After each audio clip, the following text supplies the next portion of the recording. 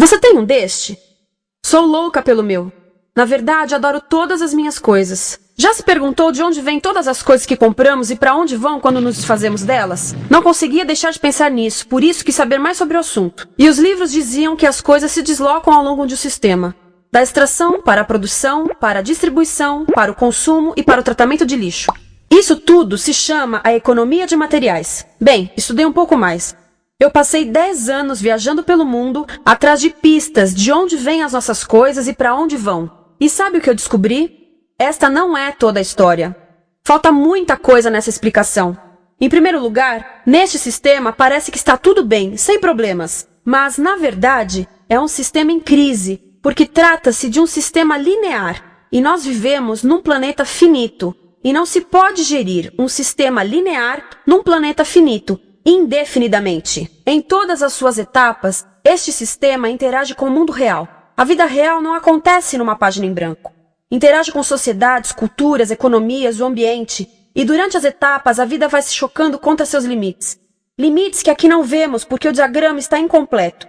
Então voltemos atrás para preencher alguns espaços e ver o que falta. Uma das coisas mais importantes em falta são as pessoas. Sim, pessoas. As pessoas vivem e trabalham em todas as etapas desse sistema, onde algumas são um pouco mais importantes que outras. Algumas têm maior poder de decisão. Quem são elas? Comecemos pelo governo. Meus amigos dizem que eu devia usar um tanque para simbolizar o governo. E isso é uma realidade em muitos países, e cada vez mais também no nosso. Afinal, mais de 50% dos nossos impostos vão para os militares. Mas vou usar uma pessoa para simbolizar o governo, porque acredito nos valores e na visão de que o governo deve ser das pessoas, pelas pessoas, para as pessoas. A função do governo é olhar por nós, cuidar de nós. Esse é o seu trabalho. Depois vem as corporações. O que leva as corporações a parecerem maiores que o governo é porque elas são maiores que o governo. Atualmente, entre as 100 maiores economias da Terra, 51 são corporações. À medida que as corporações foram crescendo, em tamanho e poder, assistimos a uma pequena mudança no governo, como se estivessem mais preocupados com o bem-estar deles do que com o nosso. Muito bem, então vejamos o que mais falta nessa imagem. Começaremos pela extração, que é uma palavra pomposa para exploração de recursos naturais, que por sua vez é uma palavra pomposa para destruir o planeta. A verdade é que cortamos as árvores, arrebentamos as montanhas para extrair os metais, consumimos toda a água e exterminamos os animais. Aqui enfrentamos o nosso primeiro limite. Estamos ficando sem recursos naturais. Estamos utilizando demasiados materiais. Sei que isto pode ser difícil de ouvir, mas é a verdade. Por isso temos que lidar com isso. Durante apenas as 3 últimas décadas, foram consumidos 33% dos recursos naturais do planeta. Desapareceram. Cortamos, minamos, perfuramos e destruímos o planeta tão depressa que estamos debilitando a capacidade do planeta para sustentar o nosso modo de vida. Onde eu vivo, nos Estados Unidos, resta-nos menos de 4% da nossa floresta original. 40% dos cursos de água estão impróprios para o consumo. E o nosso problema não é apenas estarmos utilizando demasiados recursos, mas o fato de estarmos utilizando mais do que a nossa parte. Temos 5% da população mundial, mas usamos 30% dos recursos mundiais. Se todos consumissem ao ritmo dos Estados Unidos, precisaríamos de 3 a 5 planetas. E sabem uma coisa? Só temos um. Então, a resposta do meu país a essa limitação é simplesmente ir tomar dos outros. Este é o terceiro mundo, que alguém dirá tratar-se apenas de uma expressão para designar o local para onde foram as nossas matérias-primas. E o que é que acontece? A mesma coisa, destruição do local. 75% das zonas de pesca do planeta estão sendo exploradas ao máximo ou além da sua capacidade. Desapareceram 80% das florestas originais do planeta. Só na Amazônia perdemos 2.000 árvores por minuto, o equivalente a um campo de futebol por minuto. Então, e as pessoas que vivem aqui? Bem, de acordo com esses sujeitos, eles não são donos desses recursos. Mesmo que vivam lá há gerações. Não são donos dos meios de produção, nem compram muitas coisas. Nesse sistema, quem não possui nem compra muitas coisas não tem valor. A seguir, as matérias-primas seguem para a produção, aonde utilizamos energia para misturar químicos tóxicos com recursos naturais para produzir produtos contaminados com tóxicos. Há atualmente no comércio mais de 100.000 químicos sintéticos. Apenas um punhado foi testado para avaliar o seu impacto na saúde, e nenhum foi testado em relação aos impactos sinérgicos na saúde, ou seja, a interação com todos os outros químicos aos quais estamos expostos diariamente. Por isso, desconhecemos o impacto total deles na saúde e no ambiente. Mas sabemos uma coisa: os tóxicos entram e saem. Enquanto continuarmos a introduzi-los nos nossos sistemas de produção industrial, continuaremos a inserir esses tóxicos nos produtos que levamos para nossas casas, trabalho e escolas, e claro, para nossos corpos. Como os BFRs, ou retardantes de incêndio à base de brometo, que tornam as coisas mais resistentes ao fogo, mas são super tóxicos. São neurotóxicos, ou seja, tóxicos para o cérebro. O que é que estamos fazendo usando esses químicos? Apesar disso, os usamos em nossos computadores, eletrodomésticos, sofás, colchões e até alguns travesseiros. Sim, pegamos nossos travesseiros, os revestimos com neurotoxinas, levamos para casa e dormimos por 8 horas com eles. Não sei, mas acho que num país com tanto potencial, poderíamos ter uma maneira melhor de evitar que as cabeças peguem fogo à noite. Sabia que essas toxinas vão se acumulando ao longo da cadeia alimentar e se concentram nos nossos corpos? Sabe qual é o alimento do topo da cadeia alimentar com o nível mais elevado de químicos tóxicos? O leite materno.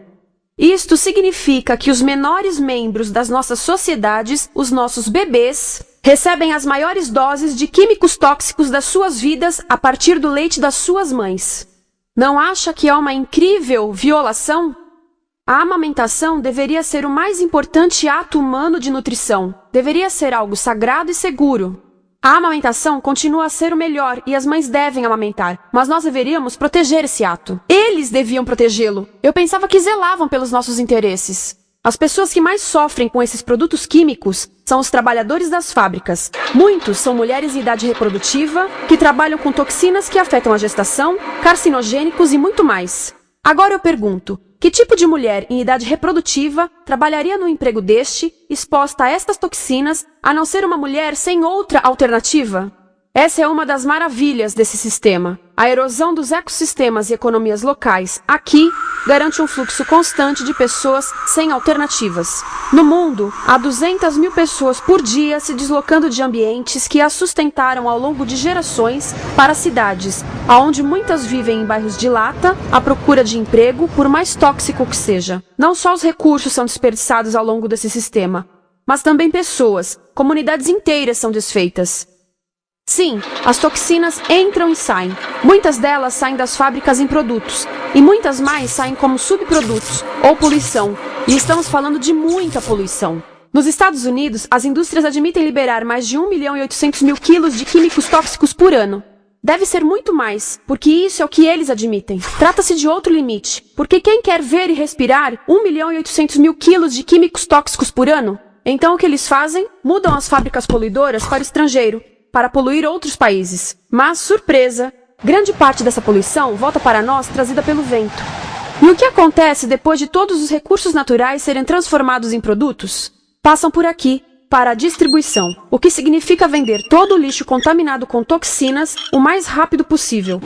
Aqui, o objetivo é manter os preços baixos, com as pessoas comprando os produtos em constante movimento. Como eles mantêm os preços baixos? Pagam salários baixos aos trabalhadores das lojas e restringem o acesso aos seguros de saúde sempre que podem. Tudo se resume em exteriorizar os custos. O verdadeiro custo da produção não se reflete no preço. Em outras palavras, não pagamos aquilo que compramos. Outro dia estive pensando nisto. Ia a caminho do trabalho e queria ouvir as notícias. Por isso entrei numa loja para comprar um rádio. Encontrei um pequeno rádio verde engraçado que custava $4,99. Na fila do caixa pensei, como $4,99 podem refletir o custo da produção e transporte desse rádio até ele chegar nas minhas mãos? O metal deve ter sido extraído na África do Sul. O petróleo provavelmente do Iraque. O plástico produzido na China e talvez montado por uma criança de 15 anos numa fábrica do México. $4,99 não paga nem o aluguel do espaço ocupado na prateleira, nem parte do salário do empregado que me atendeu, ou as viagens de navio e caminhão que o rádio fez. Foi assim que eu percebi que eu não paguei o valor do rádio.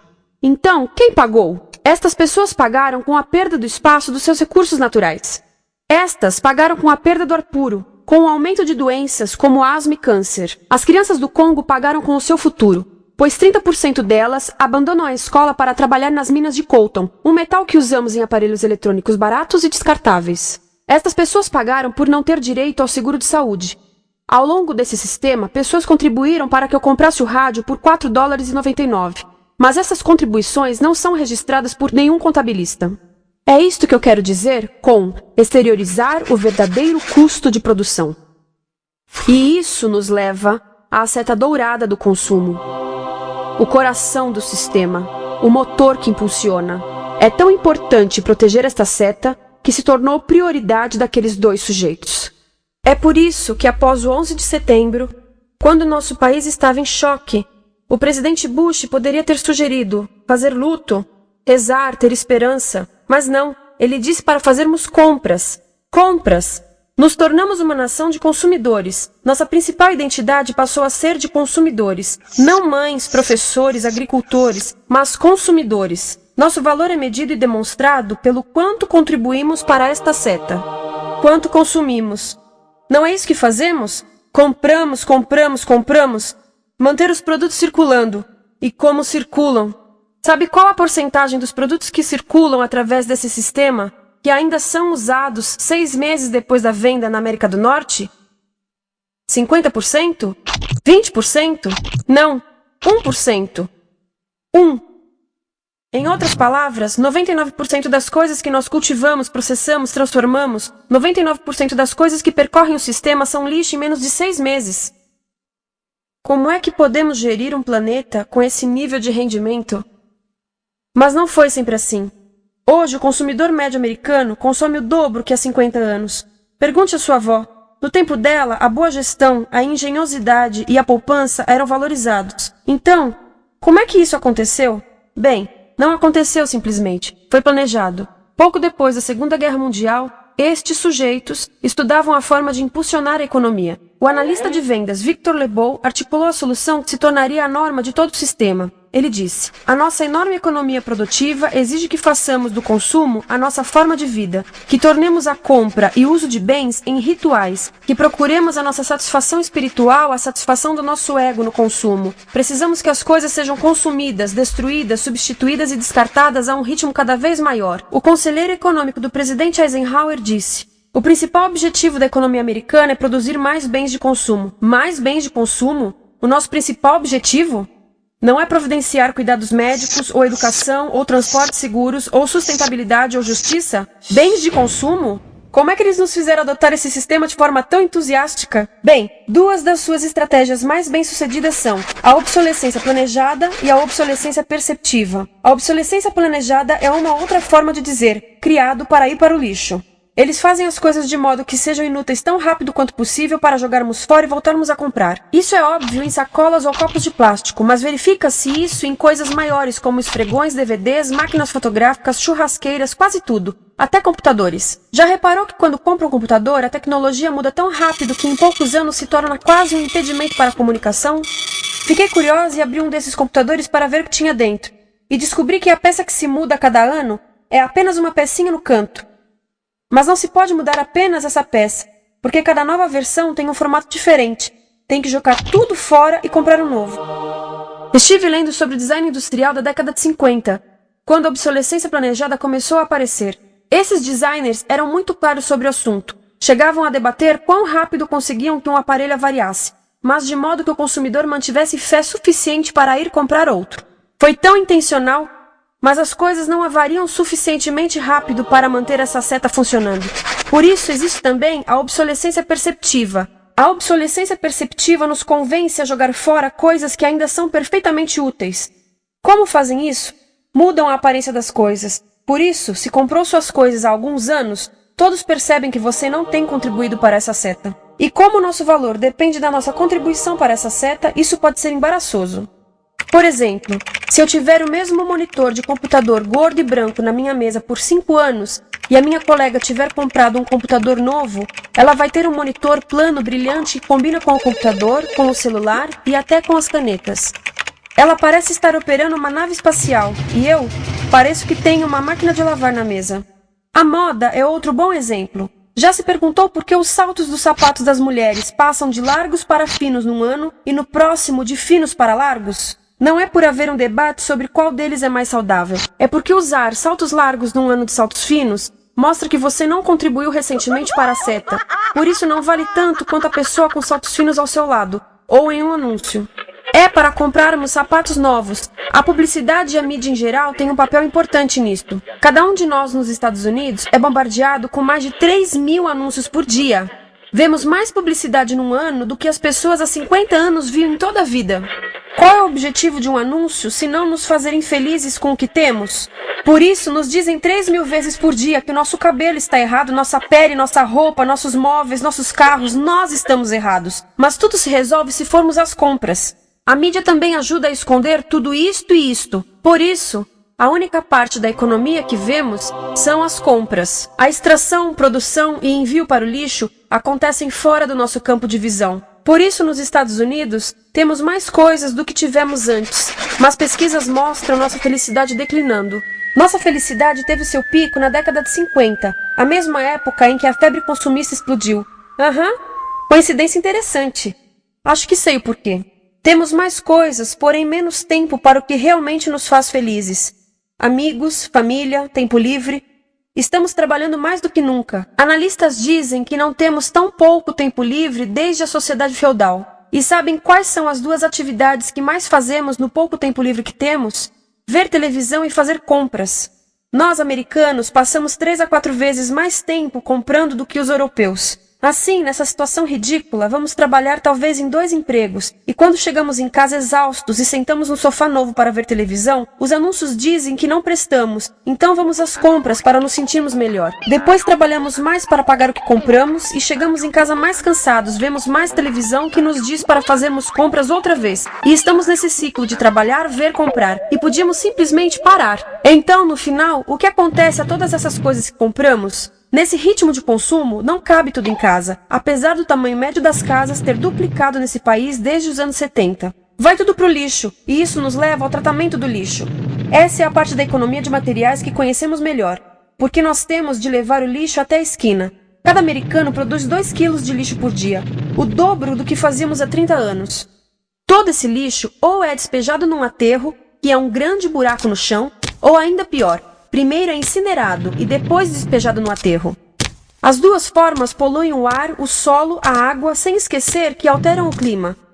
A incineração é realmente ruim. Lembra daqueles tóxicos da fase da produção? Bem, queimar o lixo libera esses tóxicos no ar. Pior ainda, produz supertóxicos novos, como a dioxina. A dioxina é a substância mais tóxica feita pelo homem, e os incineradores são a principal fonte de dioxina.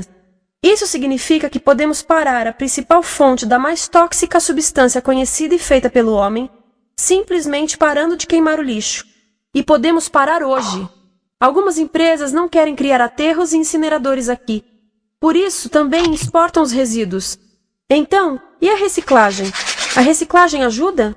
Sim, a reciclagem ajuda. Ela reduz o lixo nessa extremidade e depois reduz a pressão para minerar e colher mais nessa extremidade. Sim, todos devemos reciclar, mas reciclar não é o suficiente. Reciclar nunca será suficiente, por 2 razões. Primeiro, o lixo que vem das nossas casas é apenas a ponta do iceberg. Para cada saco de lixo que deixamos na esquina, 70 sacos de lixo são criados anteriormente, só para fazer o lixo desse saco que deixamos na esquina. Assim, mesmo que pudéssemos reciclar 100% do lixo das nossas casas, não se chegaria ao coração do problema. Além disso, grande parte do lixo não pode ser reciclado, ou porque contém demasiados tóxicos, ou porque é criado de início para não ser reciclável, como aquelas caixas de suco, que têm as camadas de metal, papel e plástico, todas coladas. Não dá para separar essas camadas para reciclá-las. Como se vê, é um sistema em crise. Por todo o percurso, estamos batendo em limites, do clima em mudança ao decréscimo da felicidade. Simplesmente não está funcionando. Mas a parte boa de um problema tão generalizado é haver tantos pontos de intervenção. Há pessoas trabalhando aqui salvando florestas, e aqui na produção limpa. Pessoas trabalhando em direitos do trabalho, em comércio justo, em consumo consciente, no bloqueio de aterros e incineradores. E muito importante, em recuperar o nosso governo, para que seja realmente pelas pessoas e para as pessoas. Todo esse trabalho é criticamente importante, mas as coisas vão realmente começar a se mover quando enxergarmos as ligações, quando enxergarmos o panorama geral. Quando as pessoas ao longo do sistema se unirem, poderemos reivindicar e transformar esse sistema linear em algo novo, um sistema que não desperdice recursos ou pessoas. Porque aquilo de que precisamos nos livrar é da antiga mentalidade de usar e jogar fora. Há uma nova escola de pensamento nesse assunto, e é baseada em sustentabilidade e equidade, química verde, 0 resíduos, produção em ciclo fechado, energia renovável, economias locais vivas, já está acontecendo. Há quem diga que é irrealista, idealista, que não pode acontecer. Mas eu digo que quem é irrealista são os que querem continuar pelo velho caminho. Isso é que é sonhar. Lembre-se que a velha forma não aconteceu por acaso. Não é como a gravidade que temos que conviver. As pessoas a criaram, e nós também somos pessoas. Por isso, vamos criar algo novo.